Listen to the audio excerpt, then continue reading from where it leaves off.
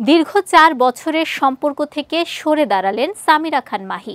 বিষয়টি নিজেই স্বীকার করেছেন অভিনেত্রী। তার প্রেমিকের নাম সাজাদ শাফি নাবিল। বছর দুয়েক আগে প্রকাশ্যে এনেছিলেন প্রেমিকের কথা, এবার সামনে আনলেন নিজের ভেঙে যাওয়া সম্পর্কের কথা। অবশ্য শুধু এ প্রণয় বিচ্ছেদের কথাই নয়, এই অভিনেত্রী এখন শনির দশায় রয়েছেন সেসব কথাও সামনে এনেছেন।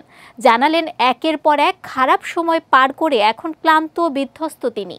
নিজের ইনস্টাগ্রাম হ্যান্ডেলে সামিরা খান মাহি বেশ কিছু ছবি পোস্ট করে লিখেছেন, গত কয়েকটা দিন ভীষণ কষ্টের মধ্যে কেটেছে।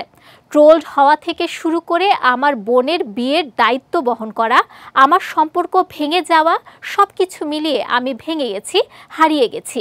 মাহি যাদেরকে কষ্ট দিয়েছেন তাদের প্রতি দুঃখ প্রকাশ করেছেন। বলেছেন, আমি ভুল করেছি, যা অনেককেই কষ্ট দিয়েছে, এটাও আমি বহন করে গেছি। আমি জানি আমি হৃদয় ভেঙেছি, এর জন্য আমি দুঃখিত। সত্যি আমি ভেঙে পড়েছি, আর এটা বলতে ভয় পাই না আমি।